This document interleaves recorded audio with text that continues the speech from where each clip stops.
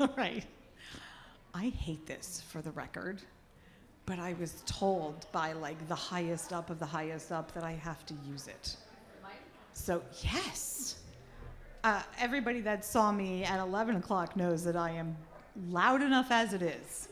So if you have assistive listening devices, turn them down, because I am loud enough as it is, and now I am loud amplified. So I apologize. Okay? Welcome. If you are in the right place, that is what it should say. Eventually, I am putting everything sometime today on the Hoovoo, Woovoo, Yoovoo, Ivoo. So that will go up probably when I get home later this evening. So you will have the slides for you. I'm going to try to start relatively quickly because I go over. I go over because this is going to be engaging. You will be asked to do things. Okay? You're going to be asked to do things. Okay, raise your hand if you were in my 11 o'clock session or somehow indicate you're like, am I lying? No.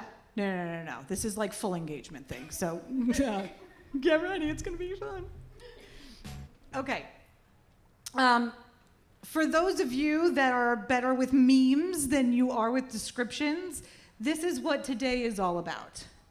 So the meme for today is we are not meant to be happy all of the time. We are meant to experience every emotion fully and deeply so we can truly grow. Think about it, sunshine all the time makes desert. Okay? There is something going on in today's culture where you're not supposed to have anxiety. You're supposed to be happy. You're supposed to just, everything is fine. If you were in my earlier session, I'm going to give you this one pass. What are the evil words to say to me if you want to really hurt my feelings? Do you remember what it was? Well, mine was don't worry, be happy. That's true. It is what it is. Okay? If you really want to hurt my feelings after this is over, instead of going like, hey, that was nice or whatever, tell me it is what it is. Because I hate that more than anything else. Right? I want you, when you leave here, to understand that it is okay to have the full human experience of all of your emotions. And that is going to be safe, and that is going to be okay. And I am going to help you understand that there are more emotions than you would think. Okay? A little bit about me, and why you're going to have to care about that. I am a graduate from Northwestern University, which, if you're familiar with the area, you have noticed that there's a very large lake to the east of here. If you just keep traveling along that lake, you will find my school. I graduated there from the CESP, which stands for School of Education and Social Policy. At times, you will feel like you are in a classroom. I have been a Title I teacher for all of my educational career, which means that I was always with kids that had free or reduced lunch. My first teaching assignment was in Southern California, where I had mostly gang members in my classroom, which was awesome. I loved them. They were great. When they got into fights, I was too dumb not to get into the middle of them because I took my New Jersey bravado and I was like, what are you doing? And they were so shocked that I was that dumb where they just stopped. And so in continuing with teaching Title I, it occurred to me what most adults figure out, which is at a time in your life where you know a little something, you can do a lot of damage. So that's when I went back to grad school to get my degree in psychology and community counseling. And that was at the Illinois School of Professional Psychology here, which wound up being Argosy, which wound up, I think, being National Louis or something else. They all get bought at some point. And then somewhere along the way, I woke up and met the man who had been chasing me for about a decade. Awesome. I don't purport to be as smart as my academic records show. So at some point in this, I'm going to start talking a lot of EMS language. That's not mine, it's my husband's. So there's the EMS spouse. And then I got what my wish was. I birthed a mini him. The mini him is now 12. Help me. He has special needs. He is on the spectrum. He has ADHD. He has anxiety. Lord help me. And that's kind of how I got to you guys. Earlier today at 11 o'clock, I really used you guys a lot more than I helped you guys because I found my people. Thank you again for that. And then somewhere along the way, I decided I am going to open up my own private practice. And my specialties are trauma and educational advocacy. So half of the time, I represent our kids, our special needs kids, and I go into schools and I make sure that schools are servicing our kids, giving them what they need, according to us, not them. And my trauma mostly is for soldiers. It used to be all volunteer work with an organization called Give an Hour. I will tell you more about that in my private time if you can find me outside of this.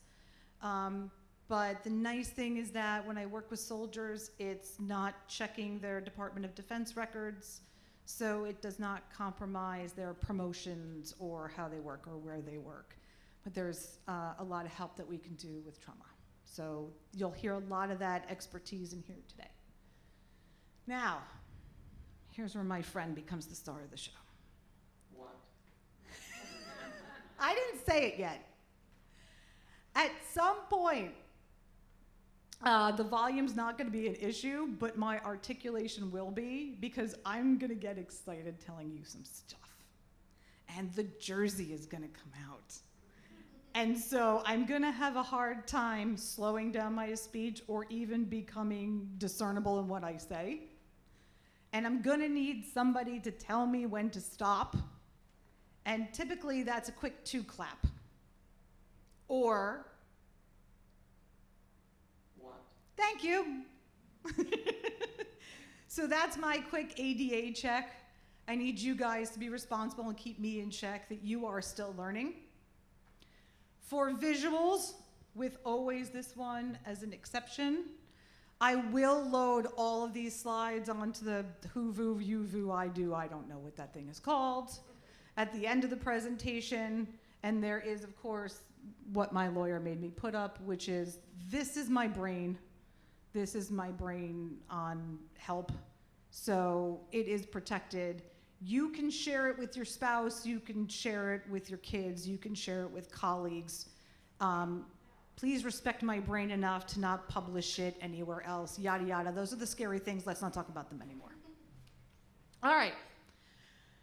Activity number 1. Do you know how to take your pulse? I'm going to help you. I'm an EMS spouse. Okay? If you have a nice cheater watch, find your cheater watch. Okay? If not, go ahead and find your chin, or for me, any of the other chins below it. And then hidey-ho to your ear until you hear a key thump. Okay? Can you feel a key thump with your 2 fingers? Don't use your thumb. It has its own key thump. Okay? Are we good? Can you feel a key thump? Okay, well, that's my husband's problem. Okay, try to go closer to your jawline and push. You got a key thump? Most of you? No. Okay? It's okay if you don't participate in this one. I don't want to waste all of our time trying to assess your cardio health. All right. All I need you to do when I say go is count and then stop when I say stop. Ready? Go. Stop. Add a 0 to whatever number that was. That is roughly your resting heart rate. Please don't tell me what that number is. My husband isn't here, and again, I am not a cardiac person. This is just for like a fun little experiment. Okay? Now this is going to be even more fun. Put your phone out in front of you. And I don't want you to interact with it. Don't look at it and don't touch it. Don't look and don't touch. Talk about stress. I want you to deliberately tease yourself. Don't look, don't touch. Okay? We're going to set a timer on you. Of course, now you're all staring at me. That's uncomfortable. All right, here we go. 10 seconds. Don't look at your phone, although it's right there. And you really want to look at your phone, and you really want to touch it. So interesting. I love my phone. Phones are great. Look at that phone. Ah, fantastic. Take your pulse again. Here you go. Find it. Ready? Start counting. Stop. Add a 0. Okay. I am praying with all I've got in my heart and soul that nobody hit 100. If you did, don't tell me. Leave here and call a physician. Okay? I want you to keep that number in your head because 100 is going to be a big deal for us. 0.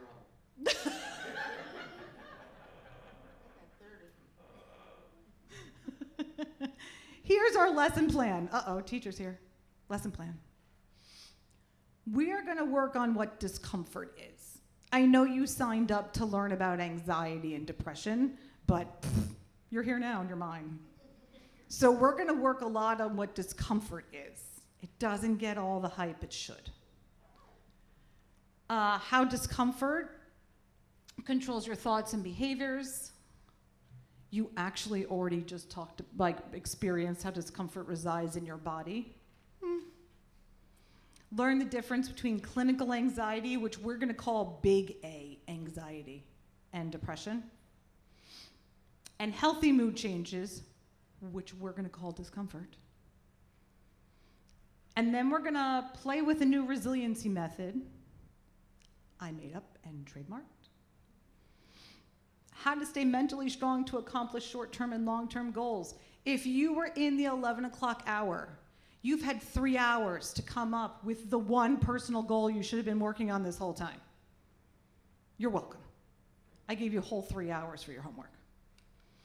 Okay, here's some current research on emotions, and ironically, it started with the first Inside Out movie. If you've seen the second one, please don't tell me.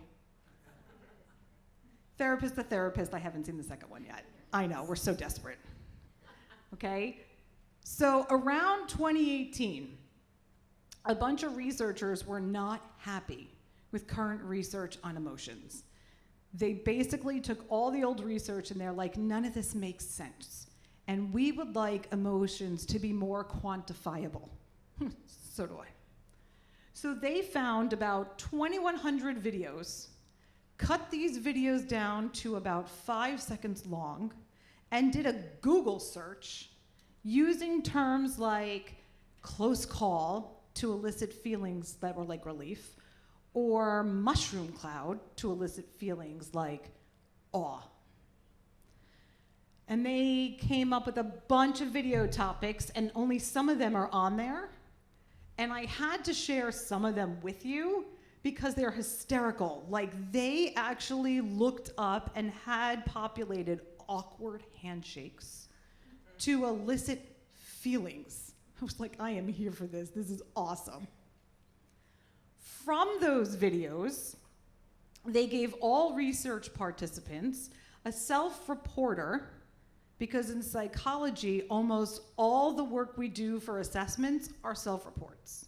There is very, very little objective data. Nobody's sitting down and giving anybody a functional MRI to figure out how you are feeling at the time and what that is doing to your brain chemistry. So we're just going to ask you your opinion on yourself all the time.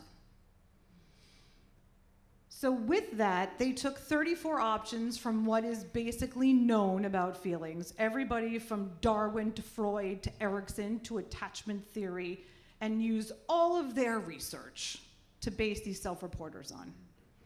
And they decided there were 27 distinct categories of emotions. but it's how they organize them that is the coolest thing I have ever seen. So I get that we'd like to say emotions are one thing or another, but the current research says they are actually some kind of region of feeling. That is kind of a sample of what they look like. And if I don't kill myself over here, I'm gonna see if I can show you some examples. Oh, dear God. Okay, let's see if this will populate for me. Oh, there it is. Okay. So here's like a really pretty cluster. And here's, I don't know, like one of the videos. Oh, I hope this is PG. Sorry, guys. Let's see if I can find one. Or not.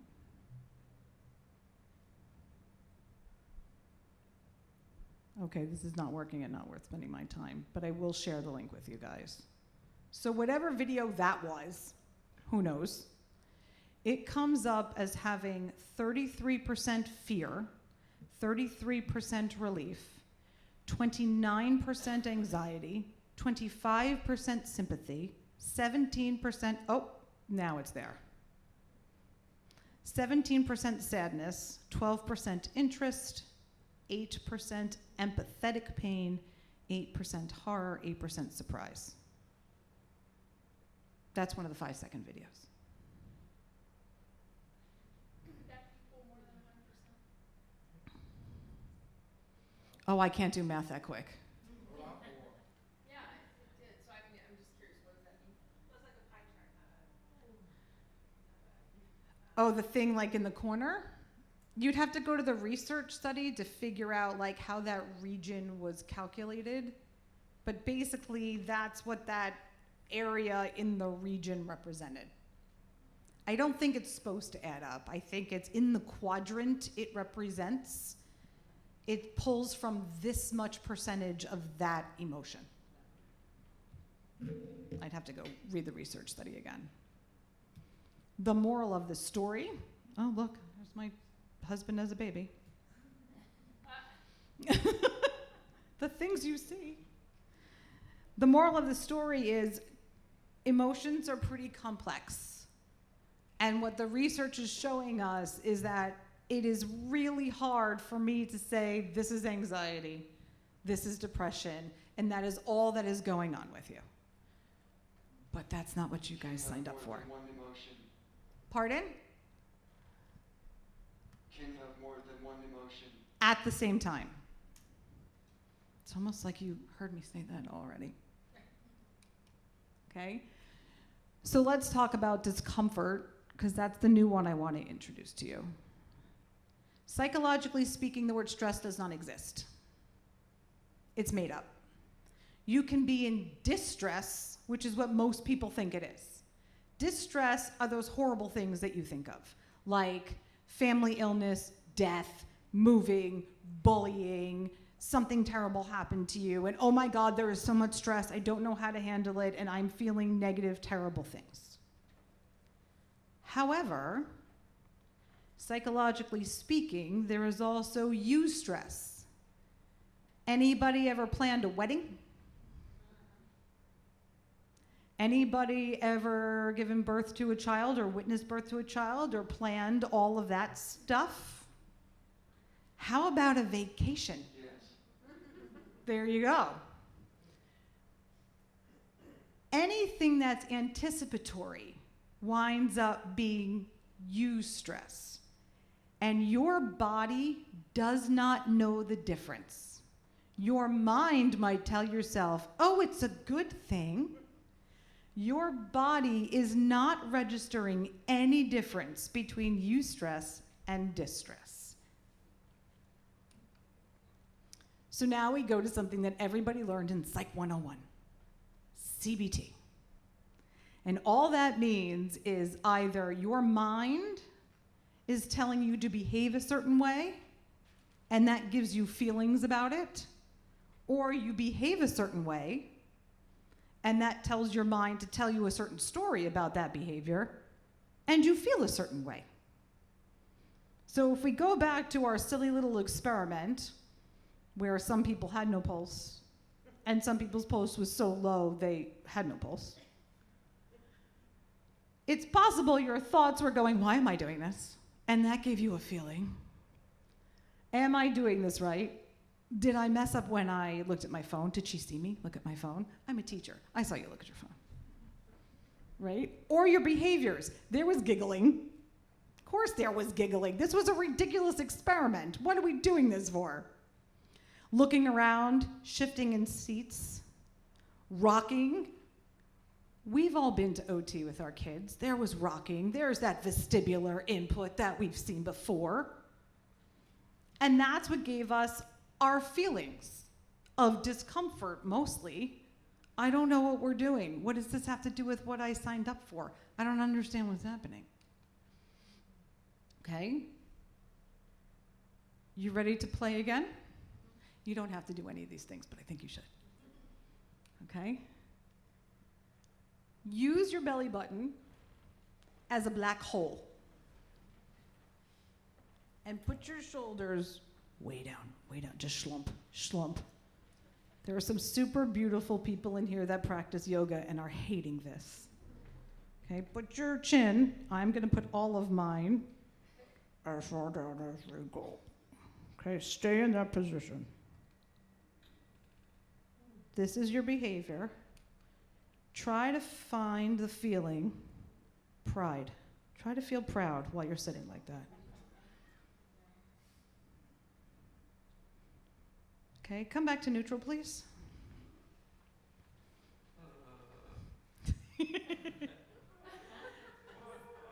You have a neutral position. You're going to like this one better. Okay? Let's see if you can get some shoulders back. Get that vertebrae stacked up. I'm going to try to have all of my chins facing forward. Try to feel shame.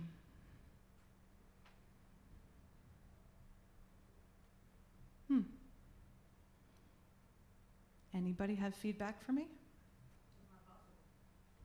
What do you mean it's not possible? The position tells my body that's associated with a certain feeling. It's proud, confidence. So your behaviors informed your thoughts and your feelings.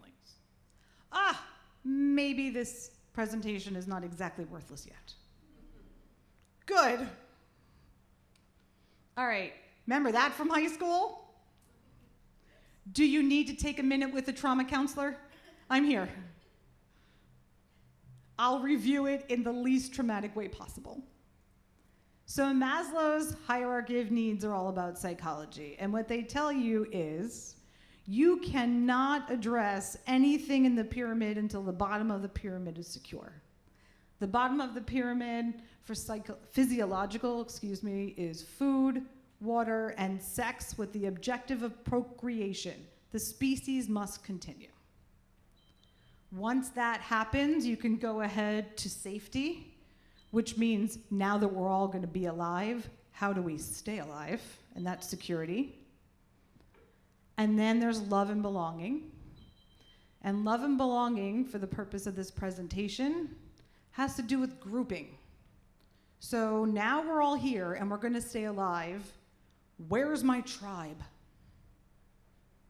Where's my tribe of my people that I'm going to survive? Because my tribe is going to go against your tribe because we're going to have to survive. And if we even get to esteem, nah, my tribe's better than your tribe. If for some reason something happens and you fall down that pyramid, we have to address where you are at that point and then build our way back up. When it comes to discomfort, for your thoughts, it's all about that level of love and belonging. It's all about your identity. Identity is the signal that you don't know who you are. And this happens on a daily basis. I woke up this morning It was just me. I knew who I was. It was me. Until I rolled around a little bit, and it was me and a 65-pound dog. Okay, still me. I'm good. And then at 7 o'clock, my son came in the room. Now I'm a mom. I have a choice for my identity. Is it still me and the dog? Or is it me and Jacob versus the dog? Whose team am I on? Okay, I'm not gonna make you guys think about that. That was an easy one. It's me and the dog versus Jacob. I wanna sleep, right? I had to be here all day. The nice thing is my husband, who's a paramedic, just came off shift. So that was an easy thing. Go beyond Team Daddy. Go downstairs. I then kicked the dog off my team. Everybody go downstairs. I'm on Team Amy. You are all on some other team.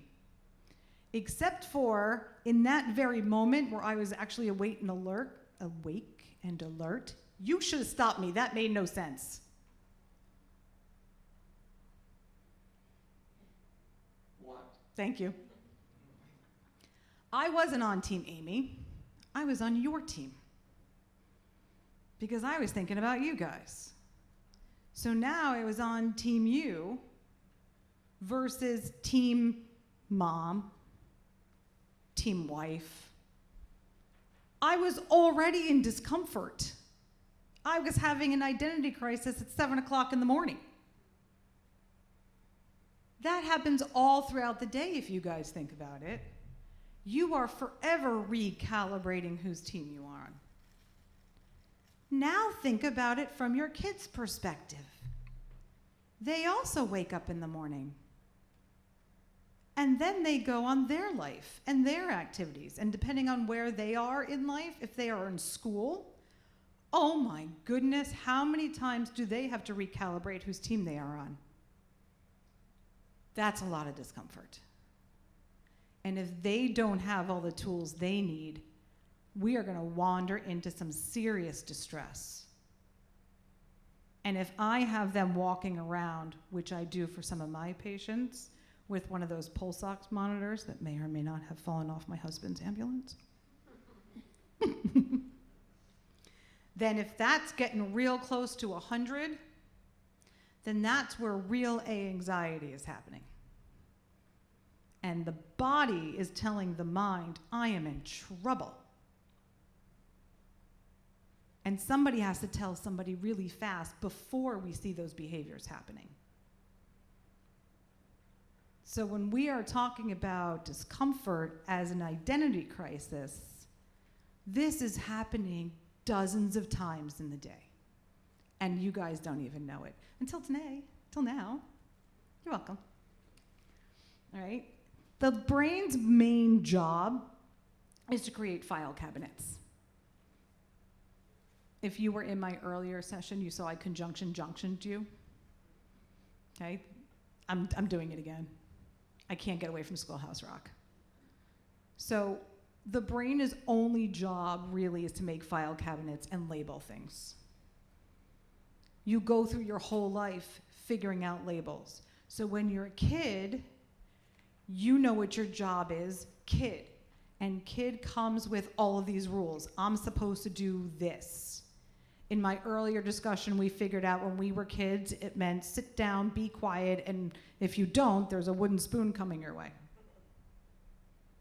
And if you're an adult, it means some other set of rules. And when you go to school, it means fit in this box. And if you're later in school, it's what group are you gonna be in? The cool kids, the not cool kids, the jocks, the nerds, the geeks, whatever you got labeled. Discomfort. All of my labels, half of my labels. I am a proud daddy's girl. That's why I love football so much. I am forever working with the military. It's how I give back. So I can have this big mouth that I have, right? Me, my brother, and my sister. I'm the middle child, I confess. I am forever lecturing to somebody about something, so that's me, I think, at a college lecture. I don't know why I did this to myself, but I feel so comfortable with you putting this on a live slideshow. That's me and Jake, when Jake was, 6. He's an only child, which means that I am his sibling sometimes. So sometimes, we were doing headstands together. And that's me and my husband. I know, it's embarrassing. I adore that man. But 1,000,000 times a day, I have to reset who I am based on what room I'm in. That's a lot of distress. And we don't take the time to reset, to figure that stuff out. We just go faster and faster and faster. Which means your heart rate goes higher and higher and higher, closer and closer and closer to that 100 mark. We don't want to get to that 100 mark. If you are not secure in that identity, the harm is you're going to fall down a step.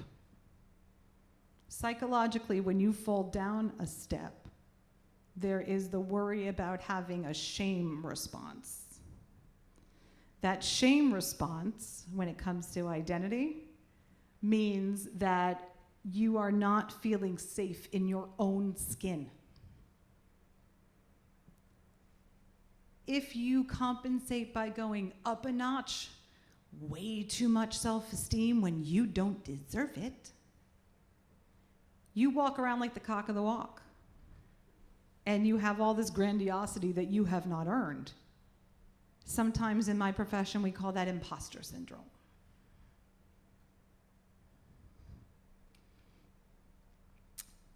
In my office, I have this on the table all the time.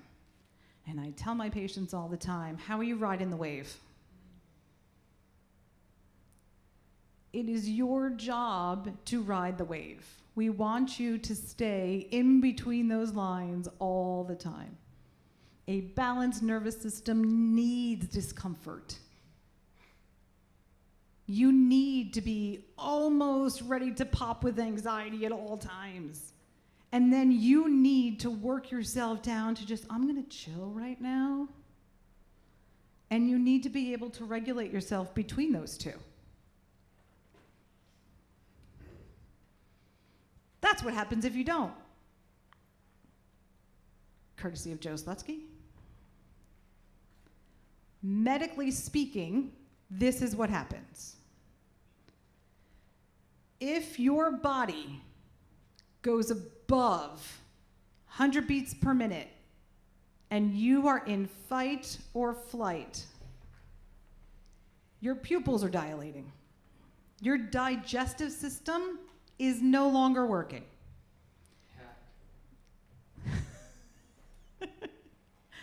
Your blood pressure is elevated.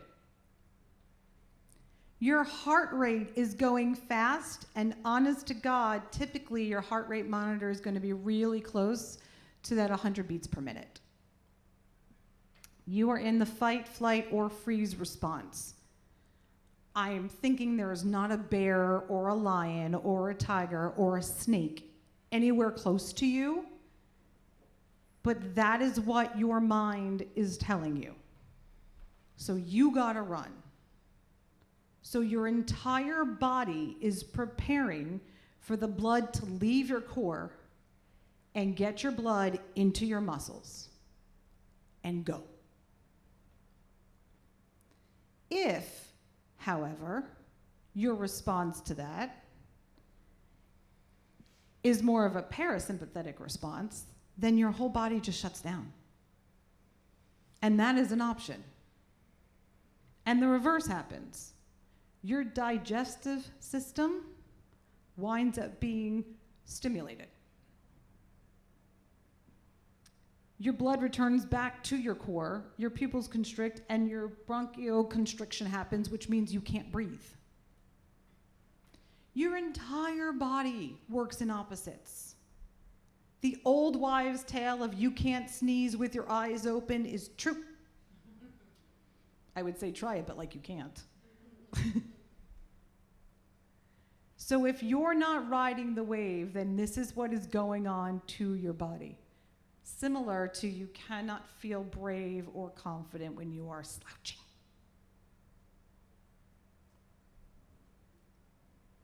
Okay, that was a lot.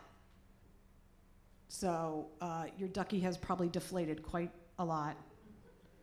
So this is a time where you guys can take a little bit of break, ask questions, move your body around.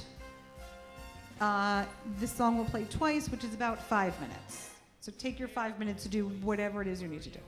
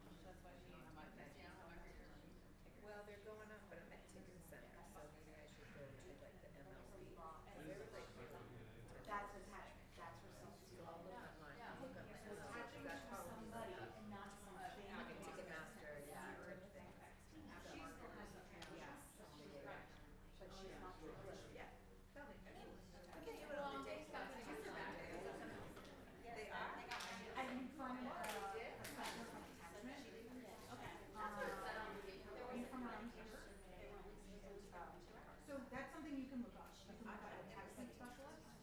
They are often adoption specialists. And now, did they get lunch? I saw one thing I was holding like a black box with, fries. So I don't think. Unless they're thinking, Okay. I think they did, but. One.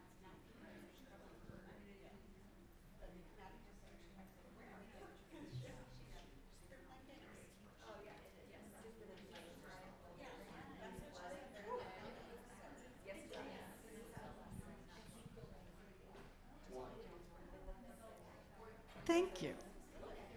Right. As I used to say to my students, are your hydration levels now balanced?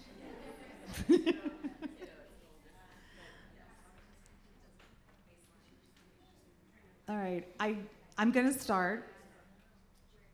If you do have questions and I don't have time for them, or you want to ask me privately, you can always put them in the app. My profile's in there, so you can always email me. I am easily reachable. All right, we're going past the ducks. Now that we've talked about discomfort, let's panic, shall we? All right. So we're going to talk about when it's not discomfort, when it's actually full-blown anxiety with a capital A, and it's time to get to my office or, I don't know, somebody that you feel more comfortable with that isn't this loca. All right. So if you're not riding the wave, it looks like that. That is a dysregulated system, and we're going to stick with the highlighted part, which means that your system is stuck on that section, which I have pulled out for you, looks like this. These are probably some of your symptoms. There's rage, hyperactivity, hypervigilance. I think when we talk about anxiety, nobody thinks about mania or elation because those are happy-ish feelings. But if you think about your system biologically, which now we are starting to think about a little bit more in here, I'm hoping, then it is getting stuck.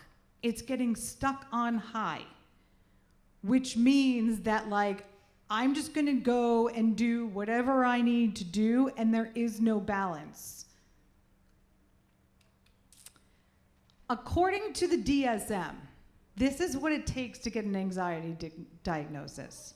And I wanted to bring this out to make a point. Everybody thinks that anxiety is a thing. People use anxiety all the time. I have anxiety. I am so anxious. No, you're not. You're discomfort. You have discomfort. You're uncomfortable. You don't like that feeling. And in the day, we used to give you all Xanax. Now nobody gets Xanax. Everybody gets hydroxyzine.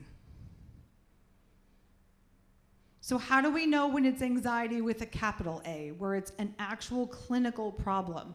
I want you to see how hard it is to qualify for an anxiety diagnosis. According to the most recent DSM, this is what has to happen. For more than 6 months, for more than a few days, about more than a few events, so already like, okay, forget it, I feel fine. Anxiety and I put this in quotes because it comes directly from the DSM, not a summary, worry, which is defined as apprehensive expectation, and uncontrollable worry, you have to have 3 or more symptoms with at least some symptoms having been present for more days than not for those 6 months.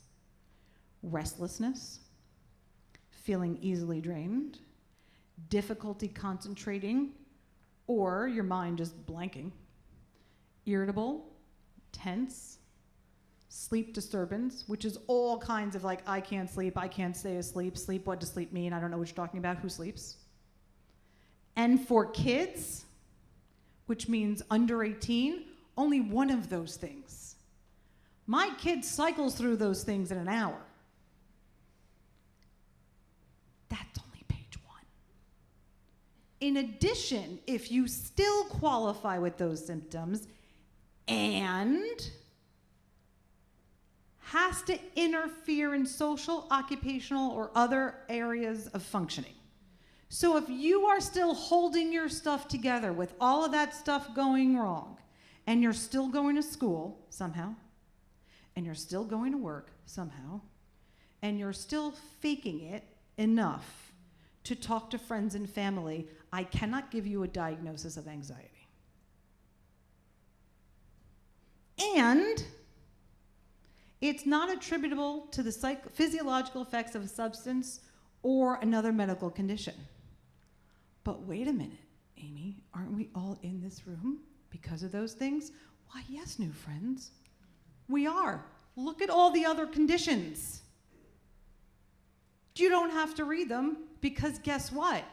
There is a diagnosis that says because you or your child might have a condition like ACC or DCC or ASD or ADHD, and it's making them or you miserable and confused, and you don't know what's going on, and you don't know which way is up, and they have some feelings about that, that's a whole different diagnosis.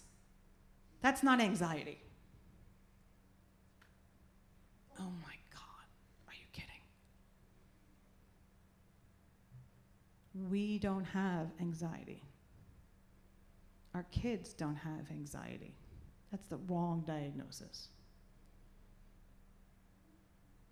I'm sorry this was after lunch if all you now want to throw up. Technically speaking, that's not anxiety. It sucks, and it could qualify for a bunch of other diagnoses somewhere in the DSM. But technically speaking, it doesn't qualify for anxiety.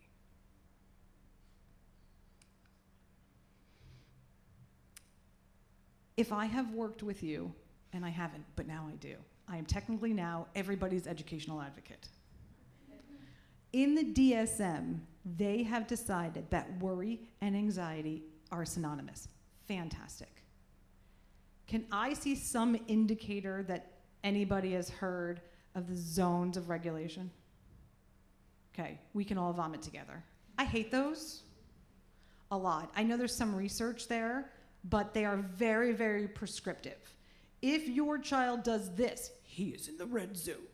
If your child does this, he is now ready to learn and is in the green zone. I don't like it. I have replaced it with this in all my IEPs. When I train schools, I make them all use this instead. This is the chart of worries. And since the DSM has told me that worrying and anxiety are the same thing, I feel justified. The chart of worries puts these into categories, and lucky for me, they're also color-coded like the zones of regulation. So it gets to categorize what a kid or a family might be worried about and address them. So instead maybe of having a diagnosis of anxiety, we can just talk about things in life that give us discomfort and address them one category at a time and work there, possibly. So here's Jake's. When he was younger, he's now 12, not even close to that cute anymore. One of Jacob's anxiety was upsetting family. He is extremely empathetic. Not for me, his dad. And one of the hard things is that his father, as a paramedic, works on a firefighter schedule. So 24 on, 48 off for about 5 shifts. So there was a really big worry, and still is like, where's Dad? I want Dad here. Not the one that birthed him or carried him. Where's Dad? All right, so not seeing Joe all the time was a really big worry, and still is. It's not like we can call him. School worries, he doesn't worry about following rules. He's a constant rule follower. But man, is my son ticked off if your son's not following rules. Including this year, when your son's face isn't on the right spot of the bus. Breaking the rules. Okay? Grades, not a worry for Jacob. He doesn't understand grades. But he does need constant feedback. Am I doing this right? Is this the right thing to do? Is this right? I need praise. Praise, praise, praise, praise, praise, praise. Could be that he's an only child. Sorry. Does worry a lot about making friends still. That cute little love affair was like somewhere in first grade. I don't even know what was going on with that, but it was like my all-time favorite picture, so you all now have to see it. And there's always a fear about what to talk about because Jacob's language is limited. Always limited. So he might have a friend that wants to talk a lot about whatever, and that's not part of Jacob's script. Is it about Lightning McQueen? He can't talk to you about it if it's not. He has no idea what you're talking about. And our worry, which I threw up there, were bullies. I never knew if that was a thing. Jake could be been made fun of all the time, and I would never know. I have no idea what I was thinking about that picture with other. It could have been like he had teeth coming out at the time, but like other.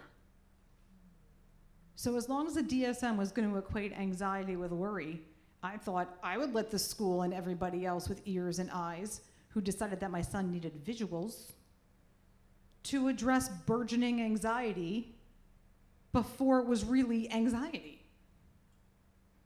Why not? Time to play. Think of a happy memory, guys. I do this with my trauma patients all the time. Not that you're traumatized. Okay? Try to think of a happy memory. Don't try to decorate it or like go into detail. That's not this exercise. Just try to think of a happy memory. Try to find out where you keep it on your body.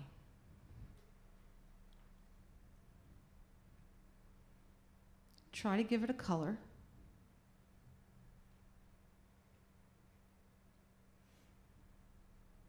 Is it hot or cold? Does it have a temperature? Sit with it for a second. Can you move it? Either with its color or its temperature.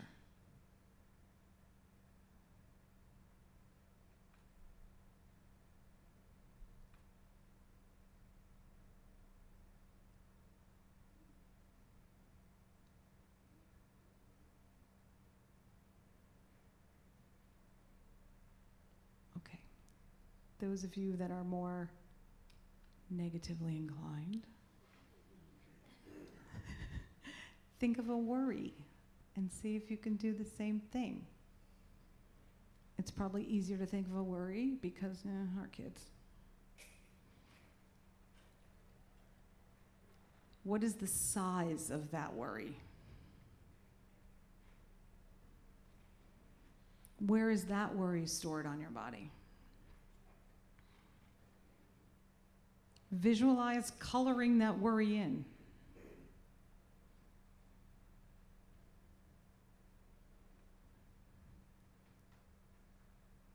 Is it automatically hot or cold?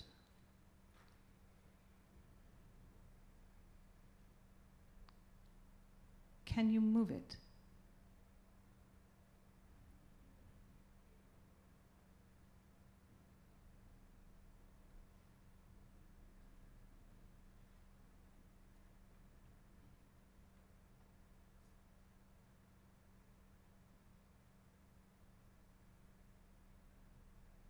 Anybody want to share? Yes, ma'am. For both. Anyone? For the happy memory, my daughter, she's 2, she's potty training, and so we celebrate every time she goes poop in the potty. And we just did this morning, and it was cute, right? Because she pooped, and she's like, look, memories poops. Yeah. Nice. There you go. So, celebration. The rest of the questions for the happy memory were hard for me to pinpoint. Like you said, does it have a color? Red. Red's my favorite color. I'm thinking the color of poop. That's what I was thinking. Temperature, nothing came to mind. If it's travel, no. I didn't know where it was stored in my body either. The worry, that was easy. Size, humongous, of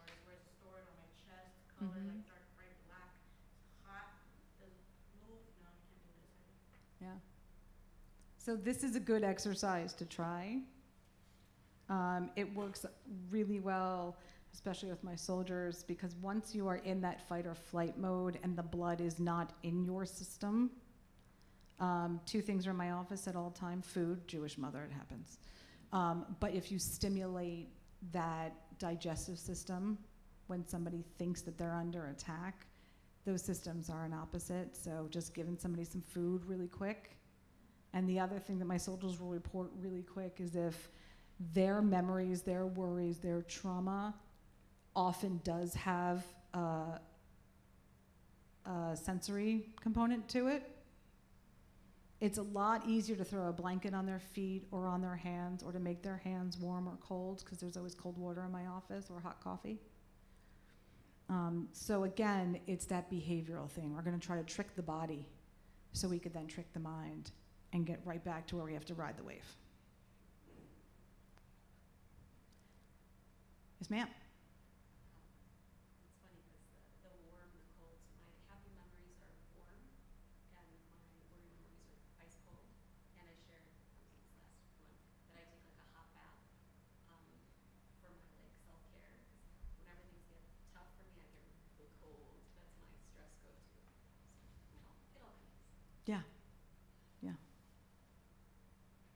Sorry, so you were saying with the example, I just want to make sure I understand. By putting the blanket on, offering the blanket is to replace the sensation where it was before? Or what I mean, Sometimes if the worry is cold and we're trying to change the memory, then what we'll do is we'll change the sensation to change that bodily report.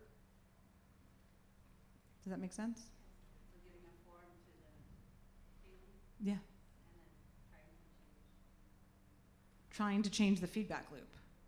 So if your worry is naturally cold and it's in your hand or it's on your stomach or whatever, then putting a heated sensation there and then bringing it back to try to temper down that worry before I try to talk to you about it.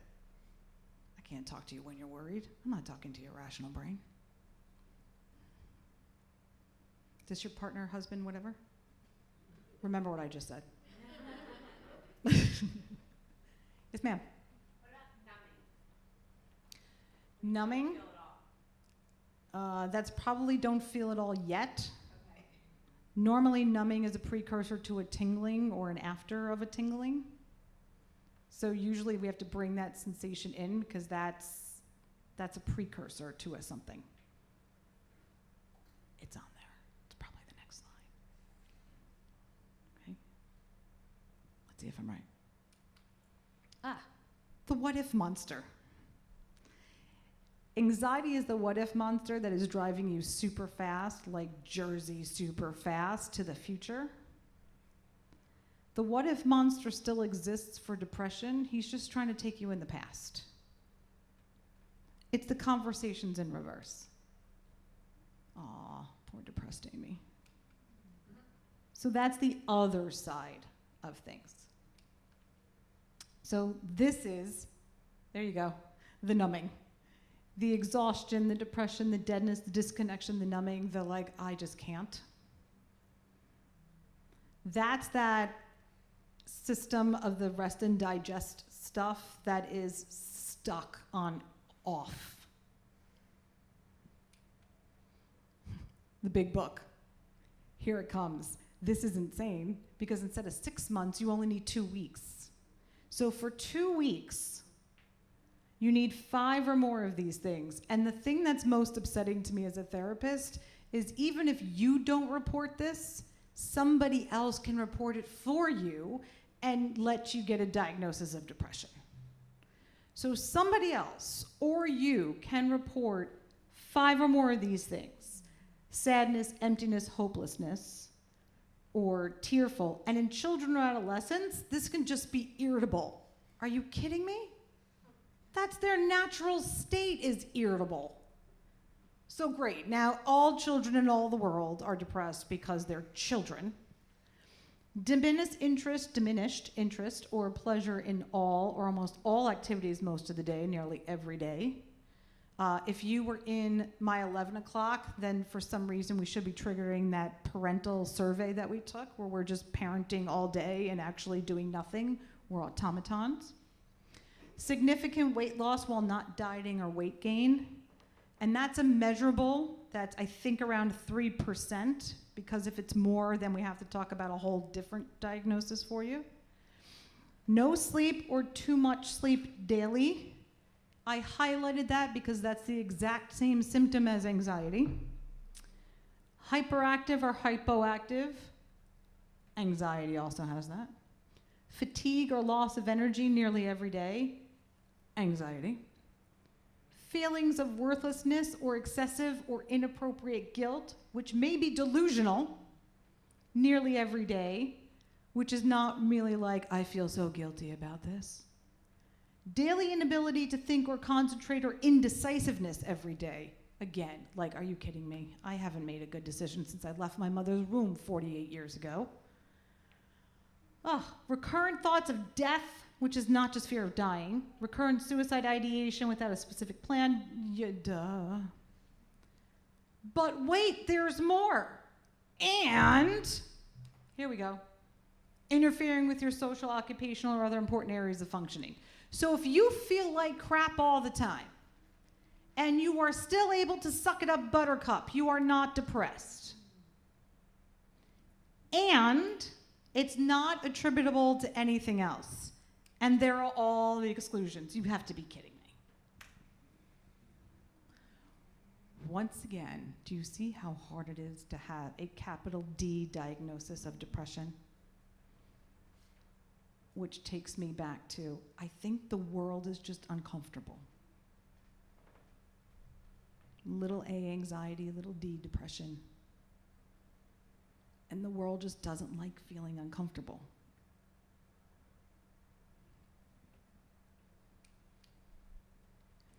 Depression is just a chart of worries in reverse.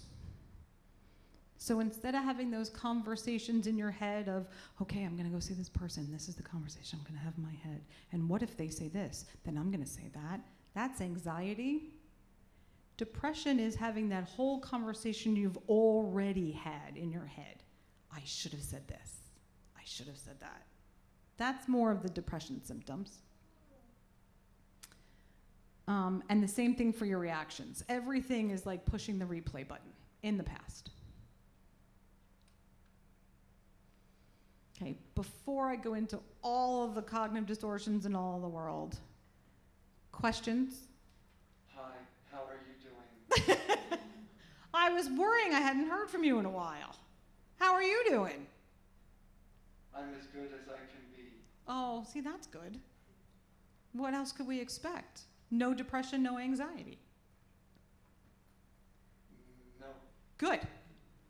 Questions so far? How is everybody dealing with the fact that I just told you that most people do not have anxiety or depression? Because that's a little bit of a whammy. How come so many people seem like they are medically diagnosed with that? Oh yeah, getting pills is easy. We okay? So I have a question. On the last slide, there was one that was like where you're stuck into the situation. So like for us, like my son is ACC. Mm-hmm. You know, that's just kind of part of their. Like how would we decipher if it's a depressive feeling, whether they're depressed or not? If it's like kind of part of his script that he's always in, like staying in the past. Like he'll bring up stuff like that somebody pissed him off. Like a friend took something out of his hand. Like he's just constantly replaying it. But Yeah. he talks about a kid that hit him 2 years ago. Yeah. You know, but like, so how do you like? He's that's perseverating. Yeah. Yeah. So it's just, but with their diagnosis, it's something that's constantly there. So how would you navigate like, oh, he's having these feelings, but it's not depression. It's just a feeling that never goes away. Well, I wouldn't call it depression, Yeah. but there's clearly something that he's communicating. Like this still annoys him. Maybe it's unresolved. Maybe because there's a conflict mediation problem, which a lot of our kids have, and a lot of us have. Like most people that I meet today don't have any conflict mediation skills. We kind of just walk around that mess. It sounds to me like it's an unresolved issue. And that's what he really wants to talk about. So I have that with my son, who's on the spectrum. Elbow.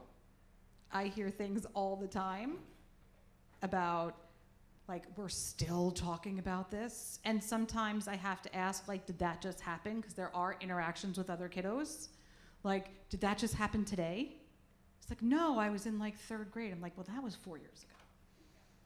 Right? But, like, for my son, that's the way he communicates some kind of script about maybe a feeling he's currently having, and that's the only example he has to tell me that that's the feeling.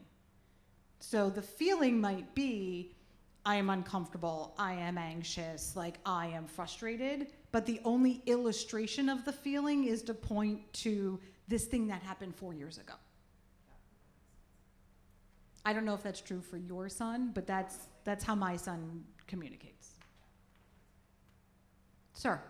So, the point about not attributable to other causes. Mm-hmm. So, like my daughter has asthma. Mm-hmm.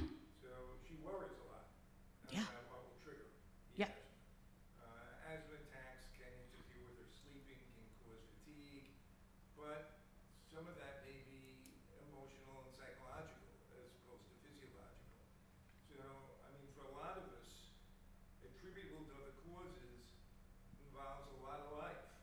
Yes. So how do we distinguish between what is attributable to another cause, what is an inappropriate emotional reaction to another cause? I would say that that's my job to inform you. So as a therapist, if you are saying to me, is my daughter anxious?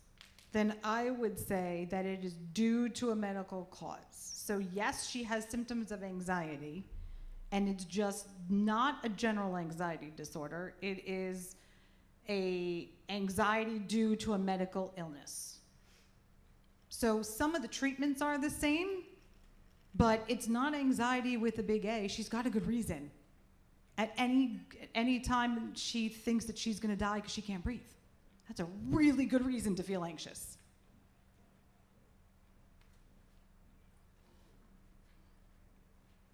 So I guess the trick is, how do we treat anxiety with a little a if we're only talking about things we tell ourselves? And here are some of the patterns about things that we tell ourselves based on what's in the head.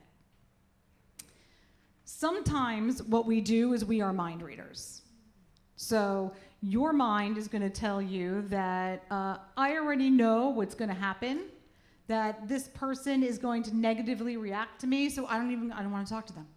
If I have this interaction, I already know what's going to happen. Do you? So that's something that you tell yourself and keeps you stuck in anxiety and stuck in depression. In my office, we call these stuck points. It's also a trauma term, so these are stuck points. And so that's kind of what we work on. The other thing to address is things like traveling to the future. So I already know how this is going to go.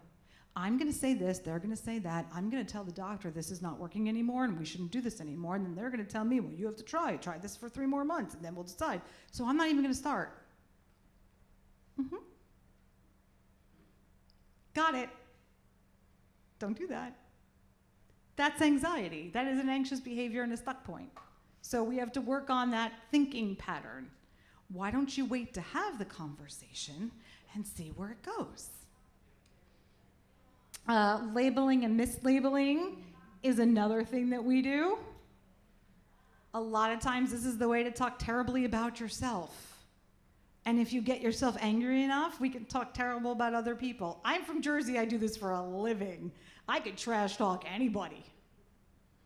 It's not going to get me where I need to go, and it's going to keep me stuck in anxious or depressive behaviors. So we kind of try to attack that stuff.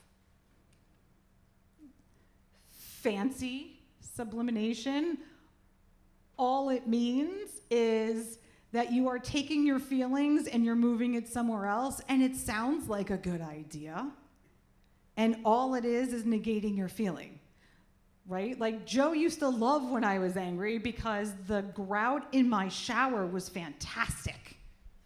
It was so clean. When else do I have time to do that? No, sign that Amy's not healthy is really what it should have been. What can I tell you? Undoing is overcompensating. Don't worry about this. It's all going to go in the who do, you do, we do stuff. And I want to go a little bit quicker because I really want to get you to the whole like be calm thing so that we can manage this really difficult life. So I'm going to go through denial, which everybody knows, and suppression, which is like, I'm just going to make this all better and it will be better. This I want to spend some time at because this is your homework. There's my email. Email me what happens. Because really, at this point, we all have these great patterns, and neuroplasticity is a thing. We've heard it for our kids. But here's the way you do it to make yourself healthier when it comes to mood. It is the most fun and the most ridiculous. If you're a righty tonight for your next meal, I want you to pretend that you're a lefty. It's going to be awkward, it's going to be messy, you're going to be angry. You're going to not want to do it because I'm not there. But the point for neuroplasticity is to make those new neural pathways and to survive things that you think are ridiculous. But we would like to train your brain to struggle a little bit so that you can think a different way, so that you can behave a different way. So it's so fun when I do this with my families, this non-dominant dinner thing. Most of the time it's because my atypical kids are the ones that like are doing the best because they already have workarounds that we don't know. So they are doing fine, and all the typical parents and siblings are a hot mess. And usually it's the atypical kid that gets to plan the dinner. You want to guess what they all plan? Spaghetti. Little turds. All of them. Okay. Usually this will be a break. We don't have time for a break. I also have this as a check-in for my patients. I send this out to my teenagers all the time, especially if I know they're in the middle of class. I'll be like, I know I'm going to see you in a couple of days, and I know that you haven't done anything I've asked you to do. So I'm just checking in how you guys are doing. Which dog are you at today? I know. 2. 2? Yeah. I think sometimes they just send me the ones to shock me. I get lots of 7s and 1s. I had one girl yell at me, I'm a cat person, so I do have a cat version of this. Because, you know. All right. Let's talk about what Be Calm is. Do I have time? I do have time. All right. This is all about brain, neuroplasticity, riding the wave. You guys, you're going to do this. It's going to be fantastic. The first thing we're going to learn how to do is to breathe. I know it sounds ridiculous, and I promised my 11 o'clock that in my office I never tell my patients to breathe. You guys have met me for 90 minutes. Can you imagine me telling my patients, let's breathe. Take a big deep breath. I don't do it. I primarily am a walk and talk therapist. So where I chose my office up in Gurnee, which is about 35 minutes from here and right near Great America, it's also attached to a park. So more often than not, when my patients are just not able to deal with whatever we're talking about, I kick them out. Like, let's go. I keep sneakers in my office and we walk. And that's because the brain that doesn't know what's going on and is telling me to go F myself is here. I get that a lot. And the brain that I need to talk to deal with trauma is here. And the only way to go from here to here is oxygen. See, that's that. So I need you guys to walk. And if you can walk in nature, that's even better, because those big, beautiful green things, like trees, they give off oxygen. The more oxygen you take in, the more you can get from the I hate you part of your brain to the wait a minute, I'm willing to listen part of your brain. The whole meditation thing doesn't help because while your body is in fight or flight, your muscles are tight and the diaphragm is a muscle and you can't breathe. So telling you to breathe is a waste of time. Okay? I also need you to cry. There is somebody way before Harry Potter that did this experiment where they took slides of a whole bunch of tears and put them under a microscope and figured out that the kind of tears that you cry all look different. I love the fact that onion tears look like onions. When you cry tears of actual sadness, blood pressure goes down, cortisol goes down, heart rate goes down. Ladies, I know you're already doing this in the shower. Men, you're not doing this at all. I need you to learn how to ugly cry. I don't know where you guys normally do this, if you do this at all. But you need to learn to ugly cry, like ugly, like the nose, you're eating your own boogers, all of that stuff. Because we are worried, husbands, partners, daddies, we are worried about your heart health. We can't raise these children on our own. I know it looks like we can and we pretend that we do, but we don't. So please don't have us try to scare ourselves that we're doing this on our own. We need you. Learn how to ugly cry, please. I'm stuck. There we go. C, celebrate micro wins in a macro way. Our whole lives feel like this, right? And you celebrated a big win today, but did you celebrate all the little wins? Why? Yes, you do. Now you do, right? If you wait for all the big wins, you're waiting too long. So in 11 o'clock, we talked about beating the clock. You have to start like celebrating all the wins, the small ones. So like if one sock went on today, I don't care who put it on. Celebrate, it's awesome. And I want you to celebrate with the good china. Look at that. That's how I want you to celebrate. If you have wedding china and you haven't used it for macaroni and cheese, what are you waiting for? Who's coming to your house for the good china? Nobody. Whip it out. You guys are waiting to celebrate I don't know what, but the fact that I don't know, you made it through a day when that day was really, really long, you've earned yourself a celebration. So start celebrating a lot more, please. Accept a compliment. Starbucks baristas are really good at this. Okay? It is not the same as fishing for compliments. Accept a compliment, right? So when the barista says, hey, how are you? Did you have a good day today? What was your, whatever polite thing they're trained to say, answer their question. It is the most fun ever. They don't know what to say, right? But it's like SEL goals for everybody. It's fantastic, right? So accept a compliment because you'll be like, oh my God, you know what I did today? I celebrated my kid pooping. And they'll be like, well, that's great. And you'll be like, I know it is. It's so great. I know it's great.